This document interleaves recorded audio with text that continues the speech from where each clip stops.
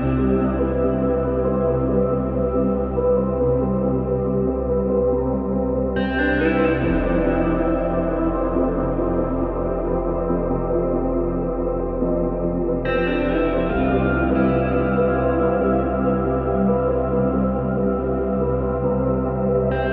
Friends, అందరికీ నమస్కారం అండి. నేను మీ సురేష్ని. మీరు చూస్తున్నారు please save farmers YouTube channel.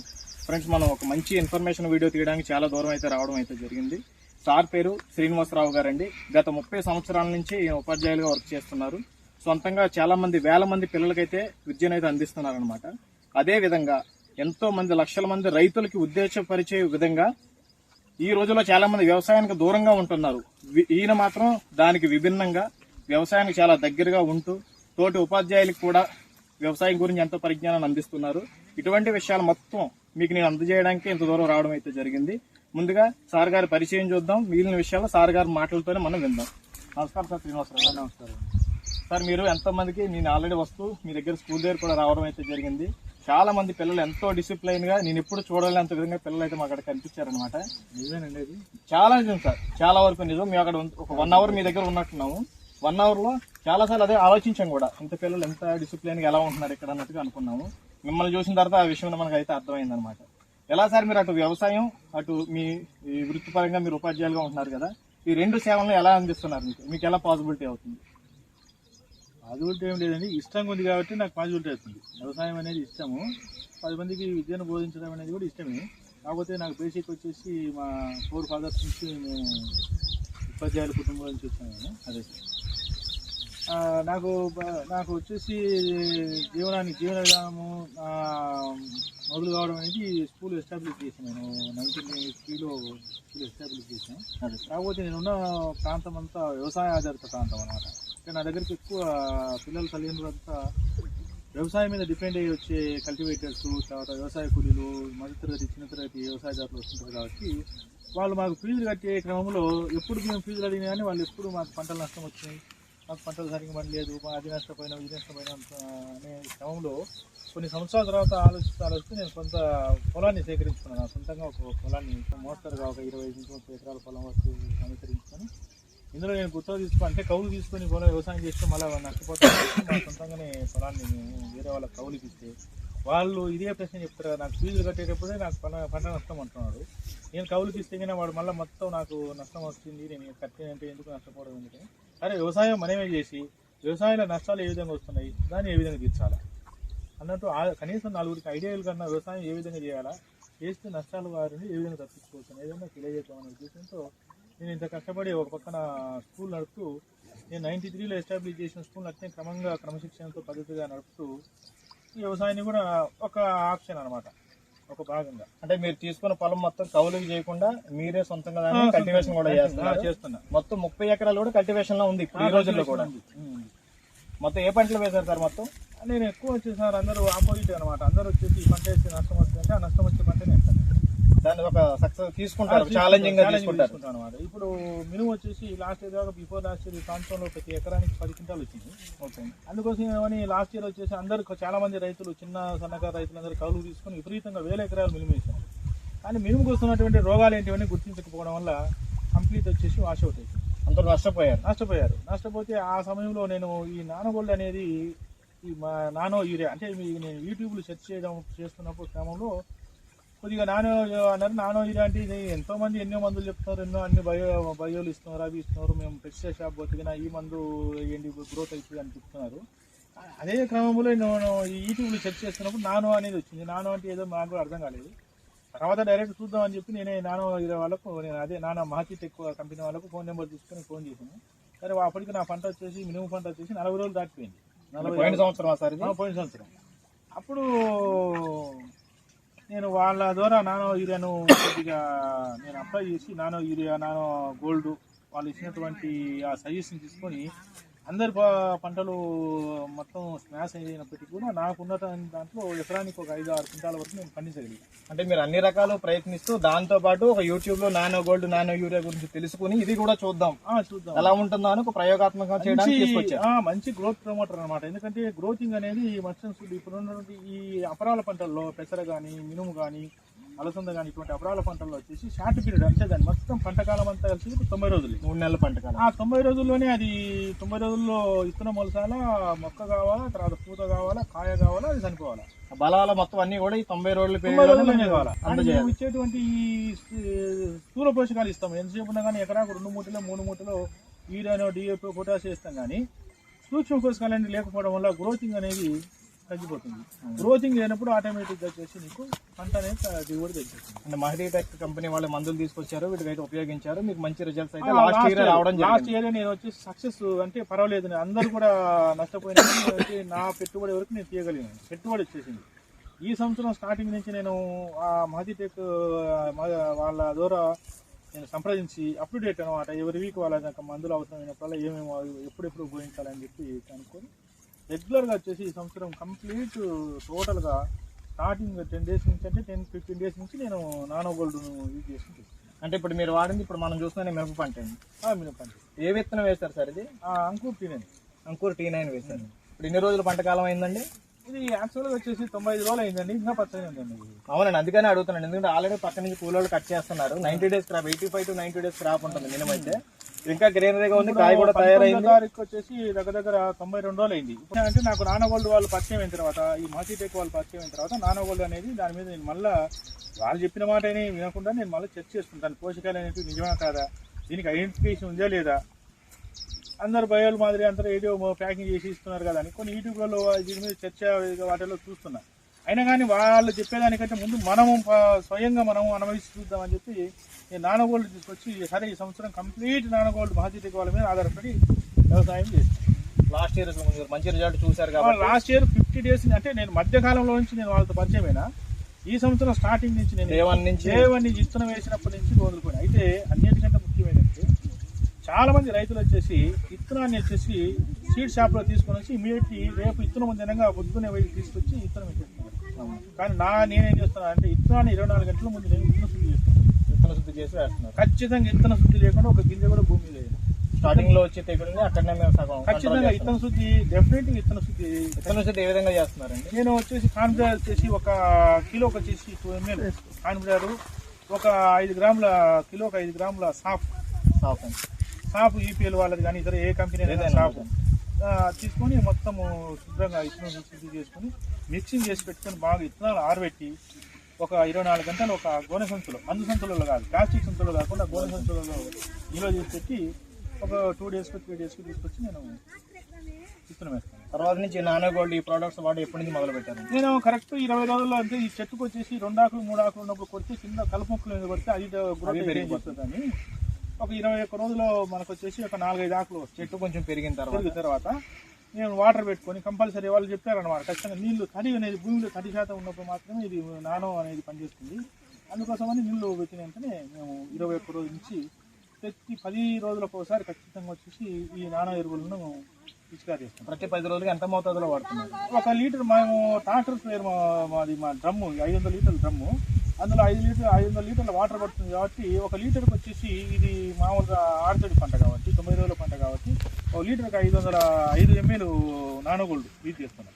అయితే వాళ్ళ సజెషన్ కాకుండా వాళ్ళని అడిగి మా యూరియాను కూడా దీంట్లో ఉన్న పోషకాలు వచ్చేసి పొటాష్ ఉంది, ఫాస్ఫరస్ ఇంకా అన్నీ ఉన్నాయి కదా, ఒక యూరియా ఒకటి తక్కువ ఉందని చెప్పి నేను ఒక డ్రమ్కి వచ్చేసి 1 litre 1 ml nano urea liquid వాళ్ళే మహదీటెక్ వాళ్ళది లిక్విడ్ యూరియాను దాంట్లో కలుపుతున్నాను.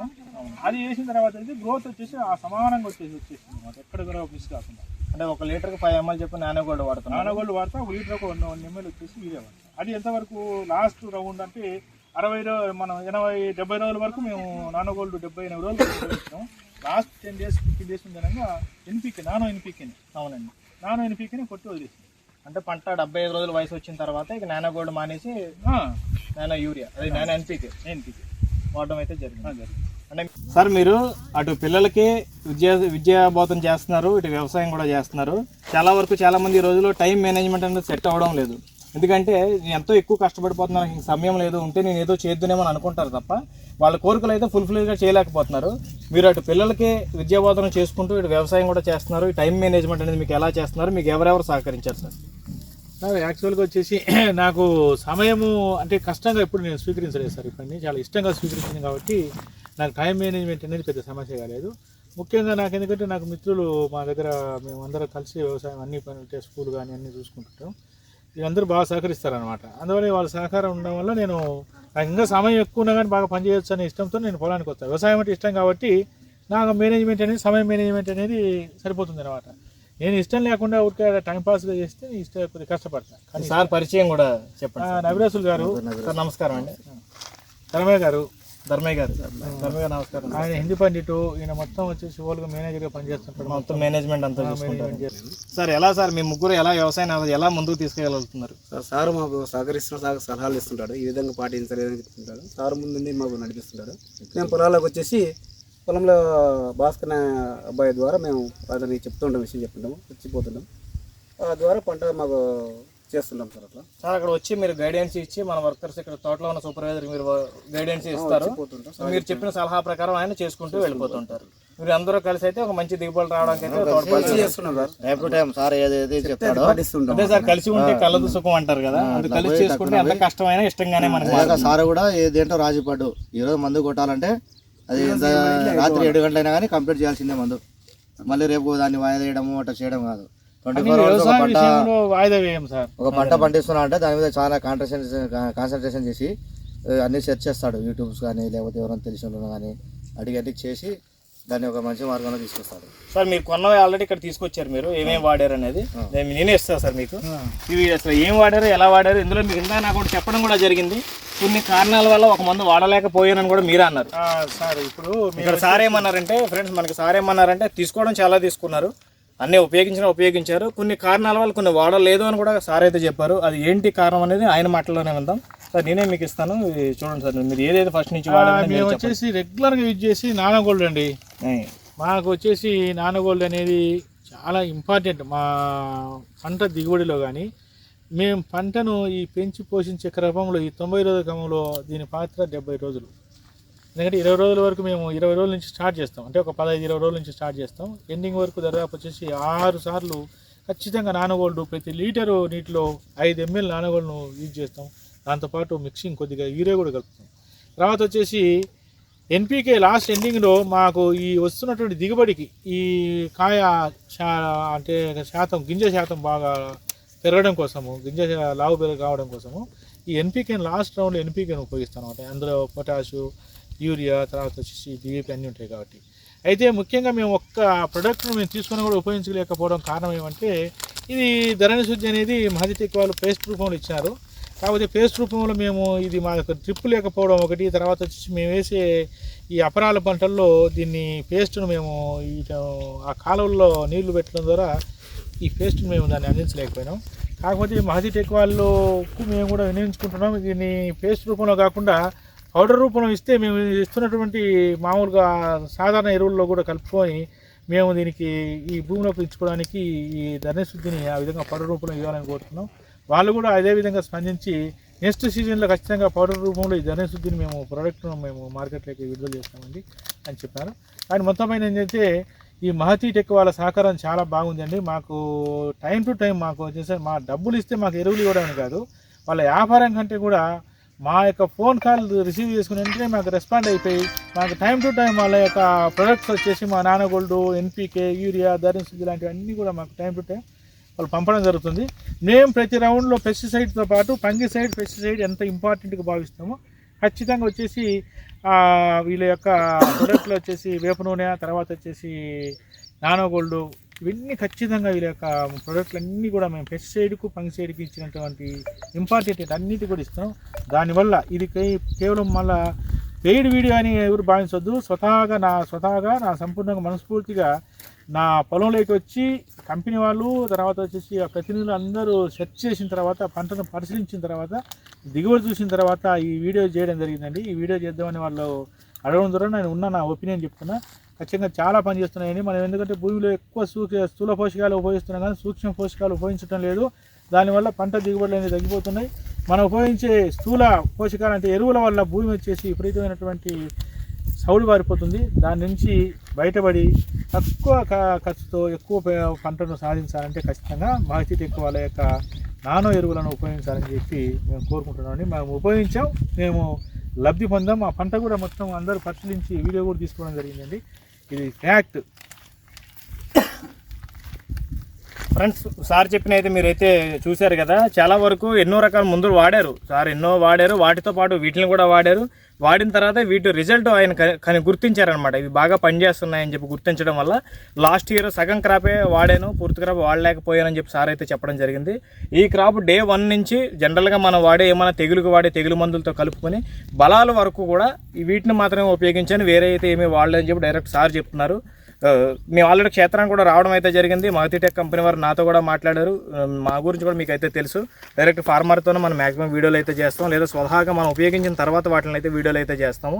ఇక్కడ ఈయన సారా చెప్పారు క్లియర్గా, పొలం అంతా కూడా చూపించారు, దగ్గరుండి చూపించారు. మొత్తం రిజల్ట్ కూడా చూడండి అన్నారు. ఎక్కడో ఒక ప్లేస్లో బాగుంది, ఒక ప్లేస్లో బాగాలేదు అన్నట్టు కాకుండా మొత్తం 30 ఎకరాల క్షేత్రం మీరు చూడొచ్చు. మీరు మనం అంత దూరం దీన్ని పిక్సెల్ చేయగలమో చేయలేమో కానీ 30 ఎకరాల క్షేత్రంలో కూడా ఫస్ట్ మొక్క కాడి నుంచి లాస్ట్ మొక్క వరకు రిజల్ట్ అనేది ఒకేలా ఉందన్నమాట. నేల స్వభావాలు మారినప్పటికీ పంట స్వభావం అయితే ఎక్కడా మారలేదు, అంతే కూడా ఈక్వల్గానే వచ్చింది. సార్ ఇంకేమన్నా చెప్తారా రైతు సోదరులందరూ కూడా ఖచ్చితంగా మీరు ఇటువంటి మనకు రైతులకు ఈ నానో ఎరువులు అనేటివి ఒక వరం. అవి మాకు అందుబాటులో తీసుకొచ్చి ఎక్కడనో మనకు తెలియకుండా ఎక్కడో ఉంటాయి, కానీ మాకు అందుబాటులో ఆంధ్ర తెలంగాణలో ఈ మహతీటెక్ కంపెనీ వాళ్ళు రైతులకు అందుబాటులోకి తీసుకొచ్చి వాళ్ళ సేవలు అందిస్తున్నందుకు వాళ్ళందరికీ ధన్యవాదాలు తెలియజేస్తున్నాం. మీరు రైతులు ప్రతి ఒక్క రైతు సోదరుడుగా ఖచ్చితంగా స్థూల పోషకాలతో పాటు సూక్ష్మ పోషకాలను కూడా ఉపయోగించి మీ యొక్క పంటల అభివృద్ధిని పెంపొందించుకోవాల్సిందిగా మేము కోరుతున్నామండి. ఇది పెయిడ్ ప్రమోషన్ అయితే కాదండి, రియల్ ఫ్యాక్ట్. స్వతహాగా నేను గత 2 సంవత్సరాల నుంచి ఈ మహతీటెక్ వాళ్ళ యొక్క ఎరువులను ఉపయోగించి నేను మంచి దిగుబడులను సాధించడం జరిగింది. ఈ విధంగా మా దగ్గరకు వచ్చి వాళ్ళ ఇన్ఫర్మేషన్ తీసుకున్నందుకు చాలా ధన్యవాదాలండి. మీరు వచ్చినందుకు చాలా ధన్యవాదాలు సార్. ముఖ్యంగా మీరు మాకు ధన్యవాదాలు చెప్పడం కాదు సార్, మేమే మీకు చెప్పాలి. ఎందుకంటే మీరు చాలా కసిగా తీసుకున్నారు. ఎందుకంటే పిల్లలు పేరెంట్స్ ఫీజులు కట్టలేకపోతున్నారు, వ్యవసాయంలో నష్టపోతున్నారు అని చెప్పి ఆ ఒక్క కారణాన్ని మీరు బ్రెయిన్లోకి తీసుకుని వ్యవసాయంలో ఎందుకు నష్టం వస్తుందని చెప్పి గత కొన్ని సంవత్సరాలుగా ఎన్నో ప్రయోగాలు చేసుకుంటూ కొంతకాలం నష్టాలు వచ్చినా కానీ దీన్ని విడిచి వెళ్ళిపోకుండా మళ్ళీ సక్సెస్ బాటలోకి ఏ విధంగా రావాలి అని చెప్పి ప్రయత్నించారు. ఇప్పుడు ప్రజెంట్ లాస్ట్ 1.5 year నుంచి మీరు సక్సెస్ఫుల్గా ఫార్మర్గా కూడా ఉన్నారు. మీరు ఉండడమే కాకుండా మీతో పాటు మీ దగ్గర పనిచేసే వాళ్ళు కానీ పరిసర చుట్టుపక్కల ఉన్న రైతులు కూడా ఎన్నో మంచి సలహాలు సూచనలు కూడా మీరు ఇస్తున్నారు. మీ విజయంలో వాళ్ళని కూడా ఒక మార్గదర్శకంగా తీసుకోవాలని మీ వంతు ప్రయత్నం మీరైతే చేస్తున్నారు. ఇలా మీరు చేసే 30 ఎకరాలే కాదండి, 300 ఎకరాలు కాదు, 3000 ఎకరాల వరకు ఉన్నా సరే చుట్టుపక్కల రైతులు ఎంతో వరకు మీ సలహాలు సూచనలు తీసుకుని వాళ్ళు కూడా దిగ్విజయంగా పంటలు పండించుకోవాలని చెప్పి నేను కూడా మనస్ఫూర్తిగా కోరుకుంటున్నాను. నమస్కారం సార్, మీ గురువులందరికీ.